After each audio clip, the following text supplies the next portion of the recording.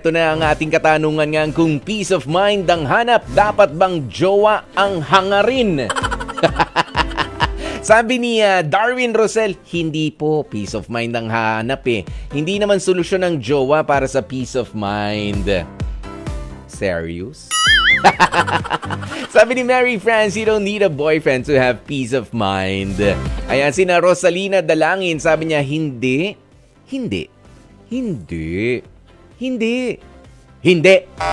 Iba-ibang tono ng hindi. Ang daming hindi, Rosalina Dalangin, ha?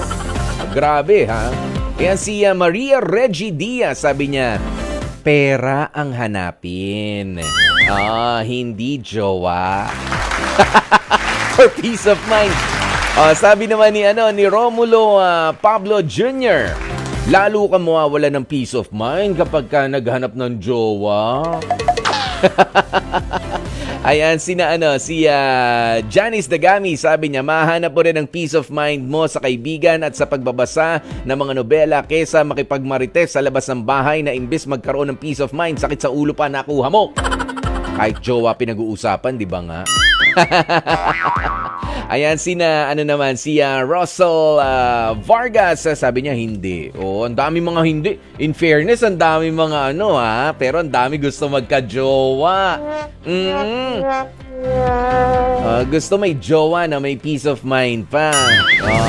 Sige. Sabi ni Sunshine Tolentino, sabi niya, hi Kuya Poy, I think you can also find a boyfriend that will give you peace of mind. Kung ang sasagutin o pipiliin natin ay yung mamahalin tayo ng buo, yung kikilalanin tayo without judgment but still want to share a lifetime commitment with us and can give us the peace of mind that we both deserve. Kasi yung pagmamahal nyo sa isa't isa may tiwala at respeto. Kasi kung love, ang kadalasan di po nagtatagal yan eh. Ang relasyon kung wala namang respeto at ng trust. Ayan, God bless po sa inyo, Kuya Poy, at sa family nyo. Ganun din sa iyo, Sunshine Tolentino. Ayan, sabi naman ni Maria Nercua, parang mas masakit sa ulo kapag ka may karelasyon eh. Imbes na may magko-comfort sa'yo, dagdag lang sa isipin. Talaga? Ba't umiiyak kapag ka nawawala ng jowa? Kapag ka may umaalis? Ba't may umiiyak? Bakit may nalulungkot? Bakit biglang may tatawag na Mars? Mars, kape tayo. Samahan mo ko. May gusto lang akong ilabas. Bigat ang dibdib ko. Kaya naman biglang may tatawag. Pare. Siya tayo. 2 bottles lang. 2 bottles ang titira natin sa 2 case. Ganyan. Ewan ko sa inyo, kayo ha. Ayan, pero parang sandali, may mga humahabol yata, sabi ni Remy Ibasco, yung makahanap ka ng taong tama para sa'yo na makakasama mo forever, yan ang peace of mind naman para sa akin. Thank you, Remy Ibasco. Sabi naman ni Remy Prencilio, kapag peace of mind ang hanap mo, mag-focus ka sa sarili mo. Ayan, para ikaw mismo yung may kapayapaan. Ito, sabi naman ni Aryan Joy Aganan, hindi jowa ang solusyon para may peace of mind. Para magkaroon ng peace of mind, alien ang sarili. Alien no? Nakasulat ilayo ang sarili sa mga bagay. Okay. Ilapit ang sarili sa mga bagay na ikasasaya at kagagaan ng iyong loob. Ang jowa, sakit sa ulo. Sa una lang masaya yan. Kinalaunan, stress na ang abot mo.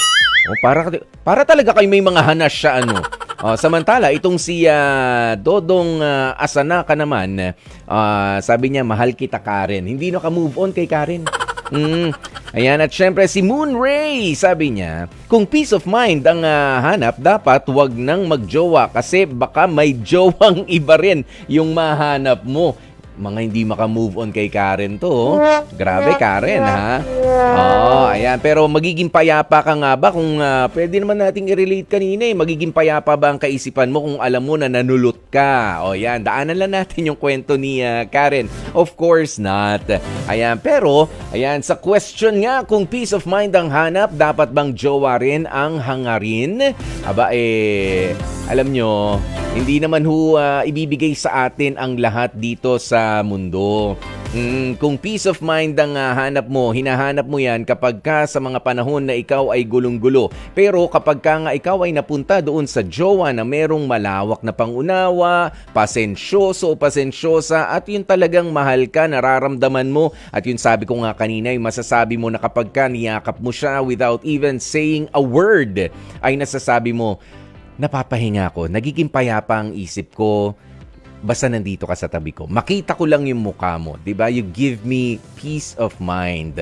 Ayan, ibig sabihin magandang investment, magandang pundasyon ng inyong relationship. Kaya palakpakan ho para sa lahat ng mga masasaya.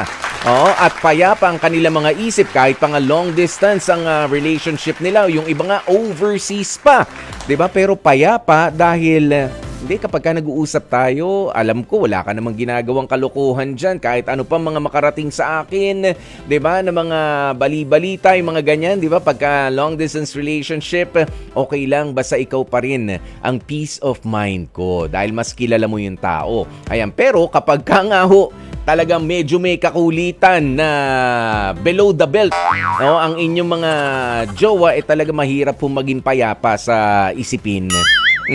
Lalo na kapag ka mayroong mga bisyo, 'di ba? May mga na-develop sila mga hindi magagandang mga pinaggagawa habang nandun na kayo sa loob ng relationship. Hihilingin mo na sana ako na lang mag-isa, sana wala ka na lang dahil wala dapat akong problema kung wala ka sa buhay ko. Yan din naman ho ang katotohanan. Pero sabi nga natin, lahat naman po yan ay napagtatrabahuhan. Lahat yan ay nauunti-unting matutunan. Kaya naman sana kung kayo ay may jowa, huwag nyo naman sabihin na wala akong peace of mind dahil meron akong jowa. Aminin natin na tayo ay napapahinga, tayo ay nagiging mas confident sa ating mga sarili, di ba? Hindi lamang sa mga salita kundi doon sa pananatili ng ating mga minamahal sa ating tabi. Kapag ka ikaw ay nasa taas o nasa baba ng iyong karera, di ba? Ganoon yan nakapagpalakas pa rin ang ating loob.